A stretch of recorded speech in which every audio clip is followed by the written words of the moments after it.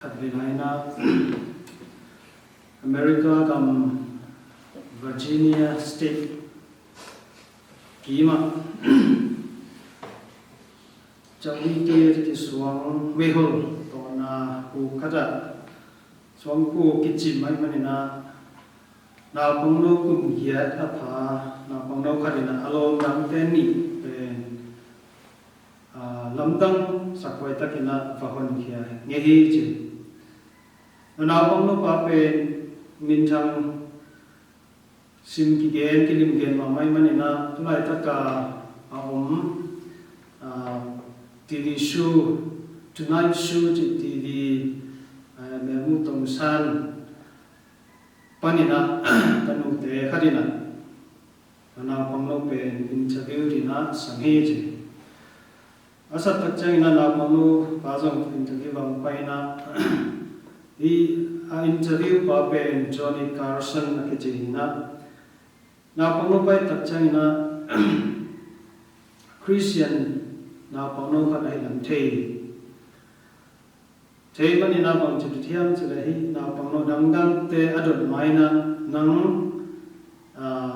Sunday school na ka ngiam china donghe chi na pangno pa zu ka ngi mai ke Sunday school ka rening china donghe chi loile Sunday school na ka na panina bang sin na yam tong phat nong gen thei diam china dot be chang na pangno pa zong ngai tong be su ngai na o nung ka sungina Sunday school siamano na mohi ka mai china gen ke he wala nung genin bang yam to pai sungina kana mo poya tui lenga zo aswa sama tu hi wala to tung to ni na nang ngai su na onggen di gele tong khat china dot bele la tak china na pangnu pa jong to chikhan ma tung na ki ina banggen hyam chi le if you are going to have a wedding, make sure you invite Jesus and Mary. Mo poi na mo samwale to pa Isu le to Maria samam tang kun chi ke mu na hi china na pangno kum yara pa na pangno na ke ni chi tuni sin na na lai san tho zong to mai pa he to pa Isu ina mo poi ya na lamdang ala na hi na lamdang ala na muna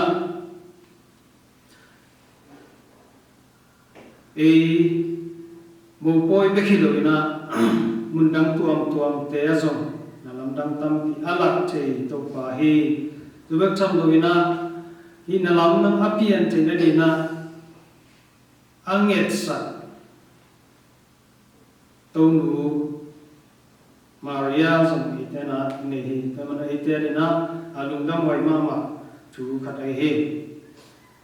ini bai sanu masa sungit takchang zong lupa pasianina amite aina amite Israel mite na bangsa takina tai sanin nusia in hitale pasianina amite nusangi lohi ompi ton tung hi chuma jutak to ompi ton tung hi chi zong Isaiah kam sampai saya tumtonina kimutehi tangba lukatina nunga kat aten pi mabangina tupan angite ten pihi om pihi aleitang chupa piahi cina Isaiah na kene Israel mite na tupa pasiani lamla na te mangmanglu ina chumanglu ina takchangina sultan na Babylon na tuake Jerusalem to kilam na hi Jerusalem ko pi munwama ma Jerusalem ko pia om biakin pi sunga pasien panoma hitale pathelun hun na tua ko hi azuna to pana tua amawi apiak dan panina Sawe loina om kaki hi mahangyam chile amite aman mangyel lo hi amite om piton tung hi in na to nu pakaw in na to akibang in na to iton tung hi china lai sa masa sunga akam sampa esai na ngeri lai sa ni na sunga ye le tak changina pasienin mi malkhat tunga amai khasiang to ong wasukina to khasiang to te khalle khat ikihu diam che dia de na to khasiang to ong pia hi chi zong imu he ong pia khasiang to ina khat be kia ong piang na ahang zong pen amai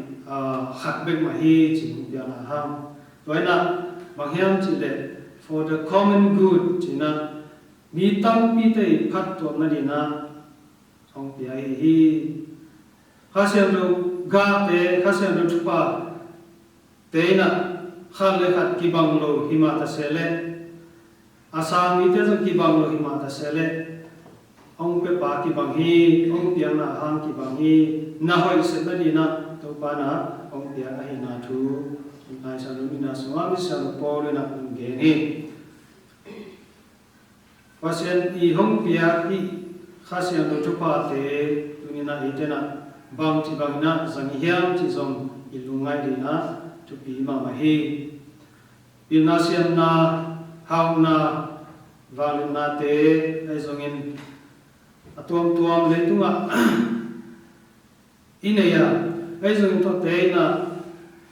Ewa kari hilogina mi tampi te paton na dia izat di hi chi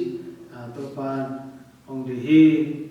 tamen tuni mudam nalai sa ro sunga pai ki takchai na zong to pai sui na amai na lam dang la na pen ama ma aki thola no man bek amin than no man bek hilogina mi te paton na dina asset ka na hi na imuthe hi I mopoi sunga azenzenina to nule to pa Yesu omlo izenzen le jura mite mopoi bor pen nisagi sumbang ki bor hi chi hi nisagi sunga bor na sunga lenga ju ki jing ke le bangza takina jumoi ri hiam ai zongina to nule to pa Yesu ka pai khachi cherin to nu maria ina hi lenga ju akichin no no athi tak changina atapa to pai su kyanga bagen hi ka hunjing nai ke chima ta sele mi hing te kisap na nguina tel he piwai sa hi manina anui nget na tum to ni na nalamdang ong bol hi na lamdang ko na hangina mo poi abol nu bo poi bol pa hi tale inte te hi tale mi pi tam pi tapina nok to na ngahi lungdam pi hi lenga su aho masak te nangon sangina lenga su tui panina lenga su aki suak sak lenga su pen lim zo tham tham na hi chi hi naman ito pa isi na lamdang la na ina ama pasien hi na ala na bek tham lovin to mi te ipat tong na di bol na thu mi te lungkin na di mi te lungdam na di abol hi na thu kimuthe hi taman tu ni isim lungdam na lai sa do sung lung to ni na ite na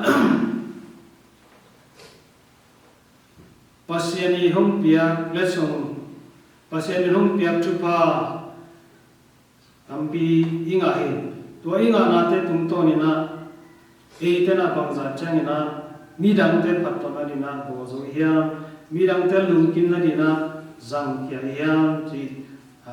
iki ngai su ki kisame izat kar to het ile zong to nu maria bangina to aki zat kha thena dina again khate izu hiam pasian tunga anget sat tulai takina leitung gamu kitale or gam sungai tale aksan na tampi tak itu lai tak hi eima wa purain ihu lian zo lo hangina tonu ma bangina akika panina palai semin tu anget sak the hi lamina ema kurai ma mai na ihu le zong ihu zo le zong khoi sem sum le pai tum thale ngal to hi zongin ihu zo ke phel zong chungin na to hi haksa dong to te alina to tumina chuanget sa zo te chupa po zo te ihi zo le dina ni thakina han chani to pai sui nalam dang la na tum to ina pasian ni te lo ne lo hi pasian ami te nu se lo hi pasian chuman tu tak de hi pasian na mi hing te akhasia lo le le ni hing te mai mial lo le na aton tungina na se ni imudei to manana tu hun tu lai takina ite pisat tu pa he pina tuam tuam adina ipol gamani na pisam he pina te tunina I chelo ani lo sep thelo ne to patunga ngenin tungu to ipolin I alamdang na sep na to pa na e gam sunga e sunga e laka ong na sep thelo na I isam tu pa he pina te sa dia na sunga ngen to lai ni pina ni na na chana